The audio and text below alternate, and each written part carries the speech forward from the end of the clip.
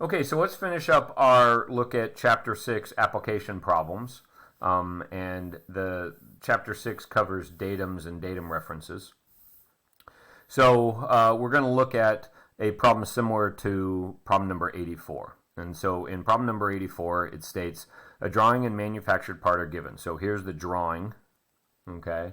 And then here is the manufactured part down here. Right? You can see kind of the rough edges meant to simulate manufactured part. Sketch a tool that properly locates the datum reference frame for the manufactured part. Right? And so we have the datum references A, B, and C listed here. We have a datum reference frame described, ABC, right? For the positional tolerance on these 4 holes. Show possible points of contact that would stabilize the part in the tool and meet the order of precedence for the reference datums. Show at least 3 points on the primary datum feature. Okay, so so first things first. All right, so what are we trying to do? Well, basically what we're trying to do is create a tool, or draw a tool in this case, that is going to help us to locate these 4 holes relative to the datum reference frame. Now, there's some parts that are left out here, the basic dimensions, locating the holes, and we don't know, we haven't talked about positional tolerance yet, so all that is kind of later. We're just doing the preliminary work right now, okay? So what do we need to know about this? Well, first of all, the datum reference frame that we're going to be describing is A, B, C, right? That one right there. That's our datum reference frame that we're going to be looking at or trying to create as for our tool. All A, B, and C are all datum features. They're not features of size, so we don't have to worry about any material condition modifiers in these. But we do have a material condition modifier here, and that's going to impact to some extent what the shape of our tool is going to be. So then, what our tool is going to be here. You can imagine what the tool is the tool is the place where we're going to put the part when we want to start measuring or verifying, in this case, the positional tolerance here for these 4 holes. So the first thing we need to do is we need to identify our datums. All right, so we have A, B, C. A is this bottom surface, so here's A, and I'm just going to call this out here. We already did a sample problem in part 1 that was very similar to this. This is A, and I'm going to say that this is going to be found with 3 points. Okay. B is this front surface. So here we're going to do B.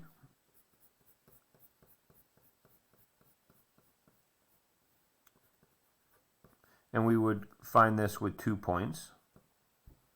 And then C is this surface right here. And we would find that with 1 point. Now, if you're kind of curious, whoops, and let me add that here because we would see C also here. Okay. So, let me maybe give a little bit of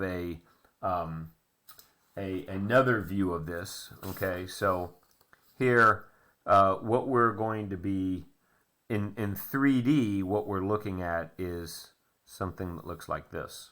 Okay, so this surface right here is A. This is I have this kind of reversed here. Let me flip this over. We have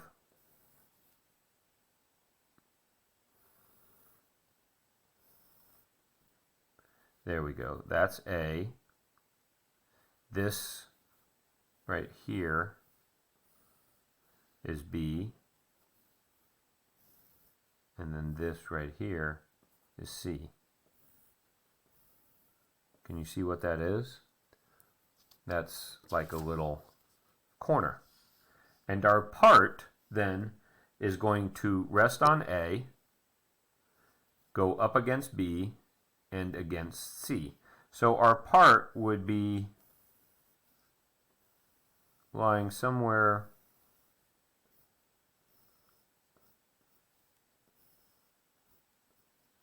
right like that. Okay, now let me darken this in so that maybe you can see it a little bit better. There's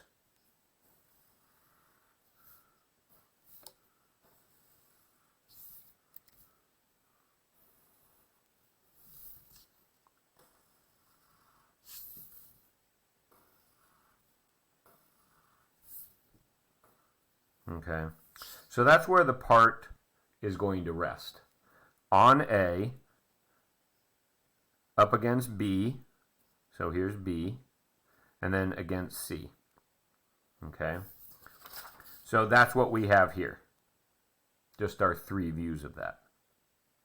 Last but not least, we need to give a, we need to specify the size of the pin that's going to rest in this hole. Okay? And because we have a maximum material modifier, our pin for these holes is going to have a diameter equal to the MMC size. Okay, so the MMC size of this hole is 9.98, right? 10 minus 0.02,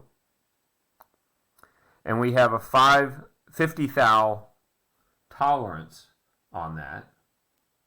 Okay, so minus 0.05 is 9.93. So the pin diameter, this is, let me say, this is the MMC of the hole.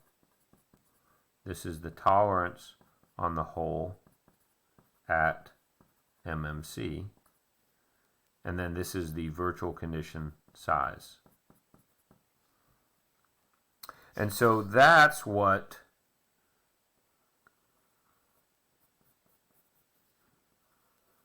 the size of the pin that would be positioned right in there. So the size of this pin is 4 times diameter 9.93. Okay.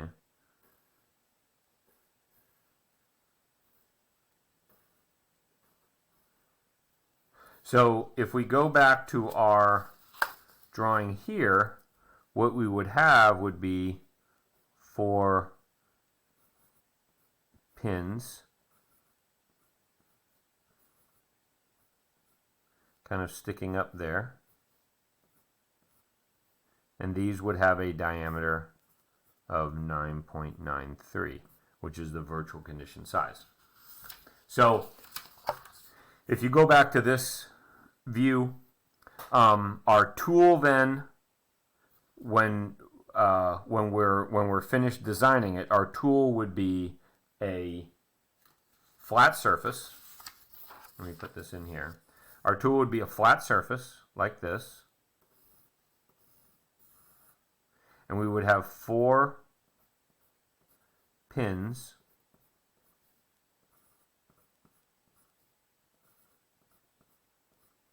that would sit on top of that flat surface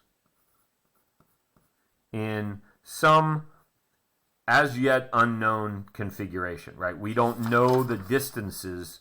We're not given the distances between the pins. We would have to be given that, but they're leaving that out for right now.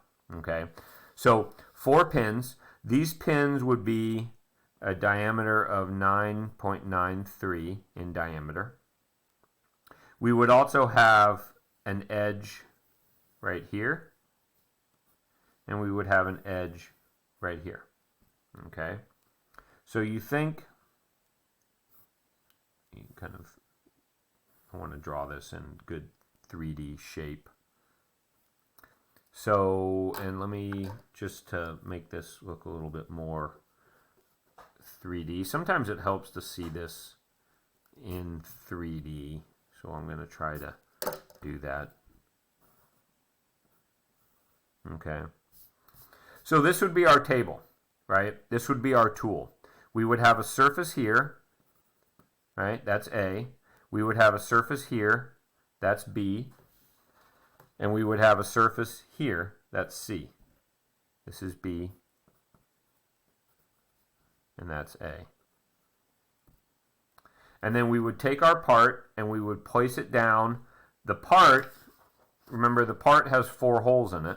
So we would try to take the part and we would try to get it so that it sits on these 4 pins and rests up against B and up against C. Now, in actuality, the order that you're doing things is very important. So in this case, the order that we would do things is we would not have these 4 pins in here first. We would just have A, B, and C. And we'd take our part, let's say our part looks like this, and we take our part and in fact, let me try to, well, we'll have a surface here, right? That would be B, and a surface here. So we'd place our part down, and we'd place it on A. Then we'd slide it up to B, and then we'd, here, I use this, and then we would bump it up to C. Okay? So place it down on A, slide it up against B, scoot it up to C, and now it's fixed in place. Then we would try to get these 4 pins into those 4 holes. And the pins, the location of the pins, would be precise. In fact, you will find out when we do positional tolerance that the location of the pins is going to be specified with a basic dimension, with basic dimensions.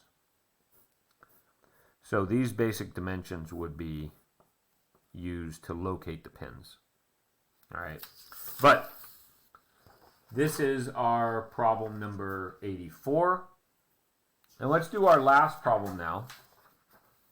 And our last problem is going to be based on problem number 85. Okay, so problem number 85, it says sketch a tool that establishes the datum reference frame. Right, and we have, how many datum reference frames do we have here? We have ABM-CM, we have A, and we have ABM. We actually have 3 datum reference frames, right? Each one of these, because none of them are in the same order with the same datums, with the same material modifiers, we actually have 3 datum references. ABM-CM is 1, A is 2, ABM is 3. So 3. Sketch a tool that establishes the datum reference frame. Dimension the physical datum feature simulators required to establish the datum reference frame for the shown part. Superimpose the tool on the given views. Now, what they're really looking for is they're looking for the ABM-CM datum reference frame.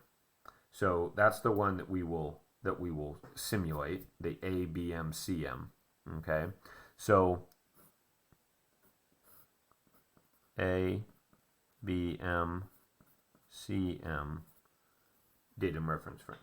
Okay, so the tool that's required for this, we're going to have A, which is the bottom surface here. B, whoops, and B is not located here. B is this right here. Oops, no, I'm sorry. This is B. Let me erase that.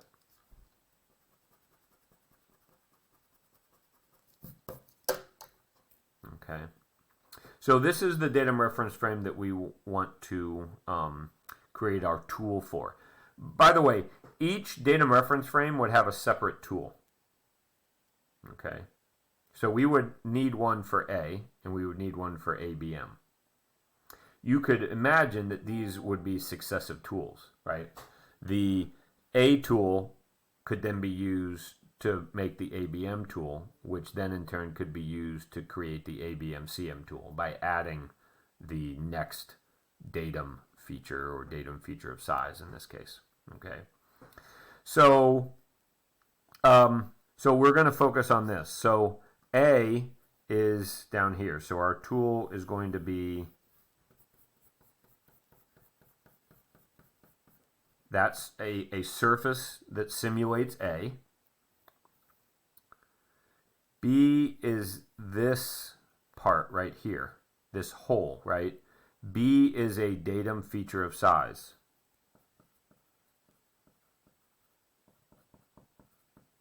I'll use the abbreviation FOS, datum feature of size.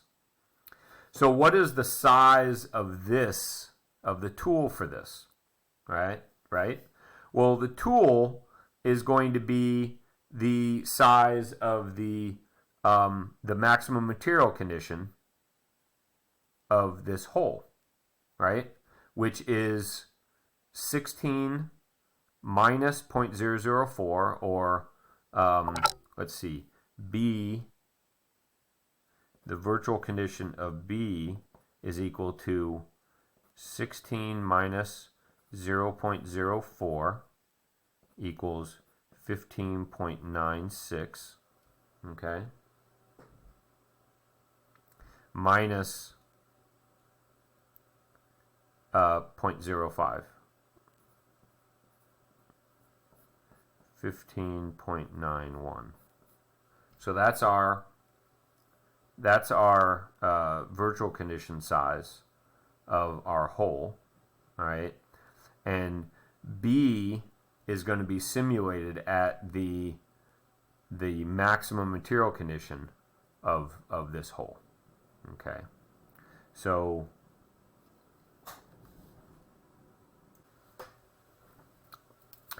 so the virtual condition for B is 15.91 in diameter. The MMC size for B is equal to 15.96. Okay, now these are important, and I'm going to reference this, okay, with a statement from on page 228, figure 656.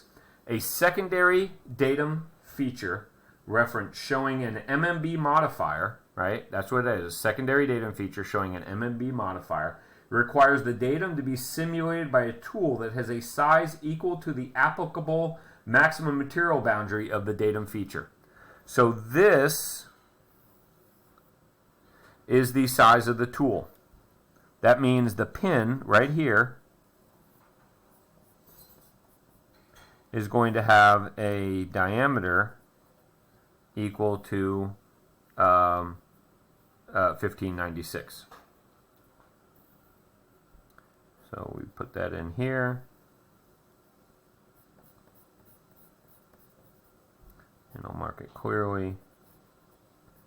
Diameter 15.96. And we'll say MMC of B. Okay. And then CM is a tertiary feature. And the tertiary feature at MMC is going to have a size equal to the MMC size of that feature. Okay, so again, let me find the MMC size of C is going to be, this is again a negative feature, right? It's a slot. It's just like a hole. It's just a rectangular hole. The MMC size is going to be 6 minus 0.02, or 5.98. Okay, so this is going to have a pin right here, a tab or whatever you want to call it, and the size of this is going to be 5.98, and that's going to sit right in there.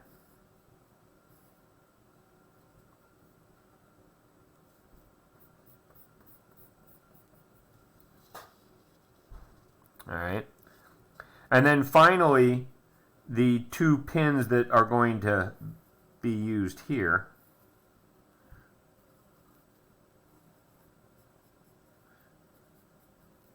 Right? That would be at the virtual condition size of this. So it's the MMC size minus the 0.1. So the virtual condition size of this would be virtual condition of well, the holes, those aren't, is equal to 10 minus 0.04, which is 9.96, minus 0.10. 0.10 or 9.86. So this have a diameter of 9.86. Okay. So that's what our tool would look like. And if I simplify this, sometimes it's a little bit easier, like I said before, to just kind of see just the tool. So what the tool would look like then is it would be if we look at it from the top view, it would be a surface like this, flat surface. Okay. We would have a kind of a rectangular rail in it like that. We would have a pin like this. Okay. And then we'd have two smaller pins like so. All right. The diameter for this is diameter of 15.96, which is the MMC size of the hole. The width on this slot would be 5.98. And these two holes, 2 times diameter 9.86. Right, so there's our tool. And again, you can imagine that you would then, from this tool, and here I'll show it in a front view. We would have a pin like this. We would have a larger pin here, and we'd have a rail that goes up like this.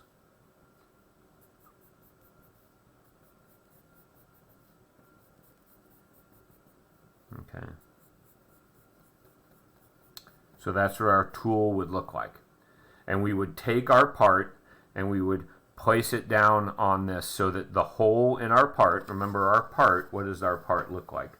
Our part looks like a rectangle with a hole, a slot, and then 2 smaller holes. We would take our part and we would put it down on top of this, so that it would rest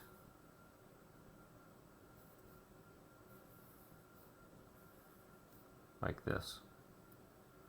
And then once we have it in this, the purpose of the tool is to stabilize the part so that we can then make our measurements to make sure that the different features are within tolerance.